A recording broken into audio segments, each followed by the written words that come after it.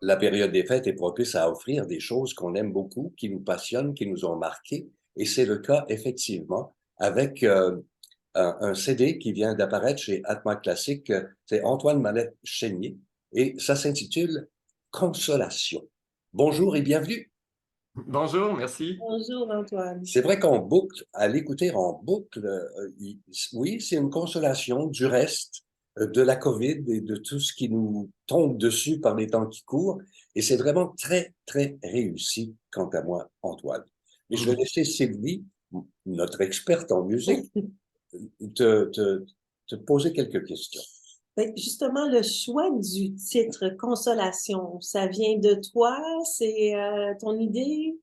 Oui, en fait, c'est ça, quand c'est Atma qui m'a demandé d'enregistrer avec eux, puis ils m'ont demandé ce que je voulais enregistrer, puis ben, j'avais envie d'enregistrer de la musique qui fait du bien à moi comme interprète, mais aussi aux gens qui l'écoutent. C'est quelque chose qui est toujours très important pour moi de pouvoir connecter avec les gens, puis de partager quelque chose avec eux. Donc, pour moi, l'accessibilité de la musique dans tous les sens du terme est vraiment importante pour justement euh, que ce soit intéressant autant pour les gens qui connaissent bien la musique classique ou le répertoire de harpe. J'ai choisi des œuvres peu connues, il y a certaines qui n'ont jamais été enregistrées, puis d'autres très connues, entre autres l'œuvre majeure du disque qui est Les Six Consolations de Franz Liszt. Donc, c'est des œuvres pour piano qui n'ont jamais été enregistrées au complet, les six à la harpe, alors que selon moi, ça se fait très bien. Puis la harpe apporte un peu un éclairage nouveau sur cette musique-là, qui est dans le même esprit. C'est ça de consolation. Pour moi, c'est pas quelque chose du tout de triste, c'est quelque chose qui fait du bien, qui nous rapproche. C'est de demander du confort, du réconfort, de la joie. Donc, c'était tout ça que j'ai cherché des pièces qui servaient ce propos-là, en fait. Ben, justement, les arrangements, tu les as pris où? Donc, il y en a certains, disons, il y a trois livres de Schumann que j'avais trouvés dans une bibliothèque à Yale aux États-Unis lorsque j'étudiais, puis je les ai gardés dans ma bibliothèque pendant presque 10 ans, puis j'attendais un endroit, un moment pour pouvoir les jouer. Donc, c'est des arrangements faits par un harpiste du 19e siècle pour la harpe solo de ces chansons-là, pour voix et piano, qui sont absolument magnifiques dans leur forme d'origine. Donc, il y en a certaines comme ça, des arrangements faits par des harpistes. Une autre grosse pièce sur le disque, c'est une fantaisie sur l'opéra Faust de Gounod. Donc, où là, le harpiste allemand du 19e aussi, Albert Zabel, a pris ses moments préférés de l'opéra, puis on a fait un gros pot pourri comme si c'était la mode. Puis, sinon, ben, il y en a plusieurs. C'est une grosse partie de mon travail que j'aime beaucoup de transcrire moi-même. Euh, donc, entre autres, il y a les amoureux du répertoire de piano vont reconnaître l'Alouette de Glinka, qui est arrangée donc pour le piano par Balakirev, un autre russe, et finalement que moi j'ai transcrit pour la harpe. Et la même chose pour les consolations de Liszt. En fait, j'ai rien changé à la partition de Liszt. J'ai seulement trouvé comment l'interpréter sur mon instrument. Moi, il y a un truc qui me chicote. Vous êtes une confrérie quand même assez Mhm. serrée de harpistes hommes et femmes au Québec. Mhm. Je, Ouais. vous êtes seulement deux hommes à jouer la harpe, je Ouais, crois. qui joue, disons dans la région de Montréal, qui joue professionnellement. En effet, depuis très longtemps, depuis le 18e siècle, c'est beaucoup des femmes, les grands harpistes au 20e siècle aussi. Il y a quelques hommes, mais nos prédécesseurs puis les grandes interprètes de notre instrument, c'est des femmes, en effet. Alors, ma question est la suivante. Pourquoi avoir choisi la harpe plutôt que Mhm. le violon, un cuivre? Ouais, c'était vraiment pas calculé, c'était une idée d'enfant. C'était une idée que j'avais comme ça. Je pourrais pas dire exactement d'où ça vient. Ma mère est musicienne, mais pas harpiste.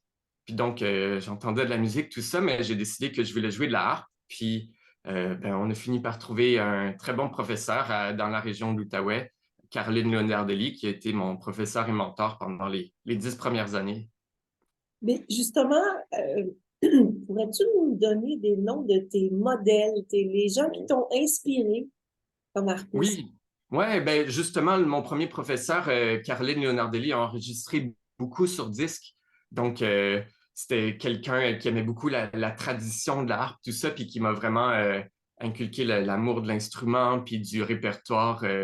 Donc, surtout du répertoire. Le gros de notre répertoire, c'est le répertoire français de fin 19e, 20e, les impressionnistes, la fin du romantisme. Et après, la musique beaucoup plus récente, donc la musique contemporaine. Donc, c'est la deuxième personne avec qui j'ai étudié, Caroline Lisotte, qui est une compositrice, qui est une harpiste super, qui est jouée partout dans le monde, sa musique. Puis ensemble, on a vraiment Compositrice ça. aussi. Caroline compose aussi. Elle a composé Oui, sur c'est le ça. disque de Valérie Milot, une autre artiste que j'imagine qui t'inspire aussi. Oui, Excellente oui, oui. artiste. Ouais, ouais. Puis sinon, on a tu sais, les grands harpistes, la harpiste française Isabelle Moretti, qui est une grande virtuose, ça a toujours été un modèle pour moi. Puis plus récemment, il y a une superbe musicienne qui s'appelle Annaline Lénart, qui est une harpiste belge, qui est entre autres harpiste au Philharmonique de Vienne, qui est une musicienne puis une praticienne de la harpe incroyable. Hmm. Oui, maintenant, Antoine, là, sur le disque, tu joues en solo, mais tu fais aussi de l'orchestre. Tu as la chance de... Oui, c'est quelque chose qui est super important pour moi de faire plein de choses différentes en musique. Donc, sur le disque, c'est un disque sur la harpe moderne, donc la harpe qu'on voit à l'orchestre, la musique solo romantique, euh, qui reste toujours le cœur de ma pratique vraiment c'est ce que je préfère faire, mais autour de ça, je suis aussi harpiste à l'orchestre. J'ai un poste à l'Orchestre symphonique de Trois-Rivières. Hmm? Mais je joue aussi avec à peu près tous les orchestres au Québec, l'Orchestre métropolitain, l'OSM, donc quand il y a besoin de harpe. Puis, l'autre pendant de ce que je fais, c'est de faire de la musique ancienne, donc sur des instruments de différentes époques, d'où les différentes harpes que vous voyez derrière moi. Donc, Et j'ai justement, étudié. Oui, ouais. et justement, peux-tu nous présenter un petit peu les harpes qui sont derrière toi? Quels Oui, différents ils sont pas modèles? toutes là, mais celle au milieu, c'est la grande harpe classique, donc celle qu'on entend sur le disque. Tout de suite à côté, c'est une harpe de la fin du 18e siècle, donc c'est la harpe pour, disons, Mozart, Carl-Philippe Emmanuel Bach, euh, donc tout début du romantisme aussi. Euh, Ensuite, il y a une harpe du 19e, donc de mi-19e siècle, celle-là qui n'est pas à moi, qui est prêtée. Puis ensuite, la harpe pour enseigner, parce que j'enseigne aussi une petite harpe celtique, Pour, donc moderne. pour ceux qui ne connaîtraient pas la harpe, peux-tu nous parler de l'instrument? Il y a plusieurs cordes, c'est pas comme un violon, Oui, oui, donc c'est ça. Plusieurs pédales et aussi, hein. plusieurs pédales aussi. Oui, donc la harpe qu'on voit à l'orchestre, c'est une des formes qui existe de la harpe. Donc, c'est un instrument qui existe depuis la Mésopotamie, depuis l'Antiquité. Puis, donc, elle s'est développée, elle a voyagé jusqu'en Europe. Donc, au début du Moyen Âge, j'ai vraiment allé partout en Europe. Puis en Asie aussi, en fait. Donc, ben, à différents pays, puis à différentes époques, il y a des formes différentes de la harpe. Puis celle qu'on utilise en musique classique, disons à l'orchestre, c'est la harpe à pédales. Donc, c'est une harpe qui a, disons, les cordes, on a le plan des touches blanches du piano. Donc, do, ré, mi, fa, sol, la, si, do. Puis, on a des pédales qui permettent de raccourcir les cordes un peu comme un doigt sur une frette de guitare pour avoir tous les demi-tons, donc les touches noires. Donc, c'est ce qui nous permet de jouer dans toutes les tonalités et ce qui me permet, disons, sur le disque, justement, que j'ai enregistré, de pouvoir jouer de la musique de piano ou de la musique orchestrale sur notre instrument. Alors, revenons à cet opus, à ce disque que tu viens de présenter. Est-ce que c'est ta première visite chez Atma Classique? Oui, c'est ma première visite. En fait, j'ai enregistré avec des ensembles, donc avec d'autres étiquettes, mais Atmos, ça faisait longtemps que j'avais envie de collaborer avec eux. Puis finalement, c'est eux qui étaient très ouverts à l'idée d'un disque de harpe solo. Et ce ne sera pas la dernière déjà au printemps prochain avec un ensemble de musique ancienne qui s'appelle les Barracuda euh, Mhm. dont je fais maintenant partie. On veut sortir le deuxième opus du groupe chez Analecta aussi. Avec Marie Nadeau-Tremblay qui a Oui, gagné ouais, des prix, Révélation Radio-Canada, et puis... ouais, oui, qui est la directrice de l'ensemble. Ah oui, OK. Moi, j'aimerais Mhm. t'entendre un peu sur la musique contemporaine. Ouais. Évidemment, on est à des lieux, des siècles de la musique classique, romantique, si on veut, mais comment est-ce que ça s'intègre une harpe dans une composition tout à fait contemporaine, à la SMCQ, par exemple?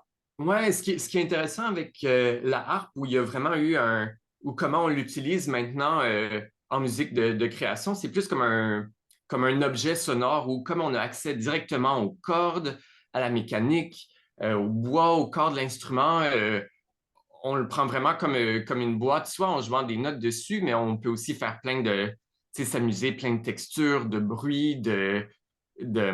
En fait, c'est un peu comme un piano, mais on a accès à l'intérieur de l'instrument, puis on peut le réaccorder comme on veut. Donc, c'est un instrument qui a beaucoup de versatilité pour ça, puis que, entre autres, avec la musique enregistrée ou amplifiée, on peut utiliser le côté plus percussif de l'instrument, à la fois le côté doux, percussif. Donc, il y a des super compositeurs qui utilisent toutes ces possibilités-là, justement.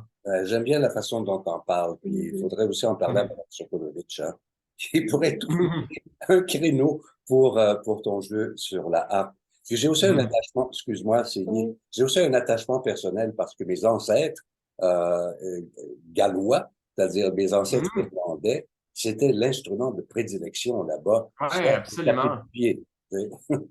Oui, absolument, absolument. Antoine, qu'est-ce que tu dirais aux jeunes qui veulent apprendre la harpe? Mhm. Quel conseil tu leur donnerais?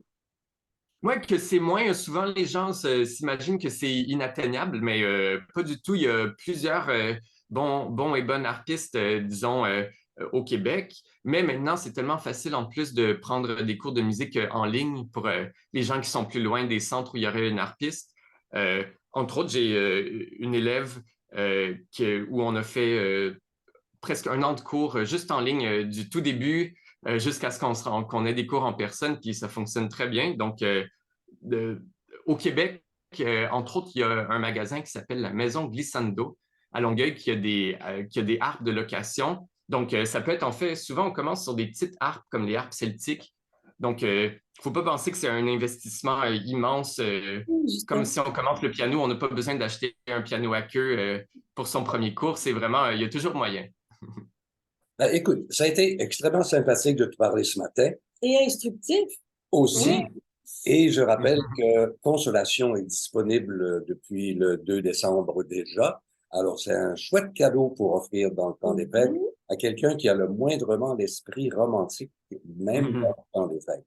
Et il y aura une tournée de concerts qui vont suivre, j'imagine, après les Oui, fêtes. plus il y en a un peu à partir de mars, mais ça va être beaucoup. Donc, la prochaine saison aussi, 2023-2024, il devrait en avoir plusieurs. Pour ceux qui sont intéressés de les suivre, vous pouvez suivre mes activités sur les réseaux sociaux, donc au facebook.com/, le harpiste, ou Instagram et YouTube, toujours / le harpiste. Puis l'album Consolation est aussi disponible sur les plateformes d'écoute en continu, donc sur plusieurs des grandes plateformes pour ceux qui sont curieux. Formidable. Merci. Ben, merci beaucoup, Antoine. Ça a été Merci. un plaisir. Et joyeuses fêtes. Merci, joyeuse fête.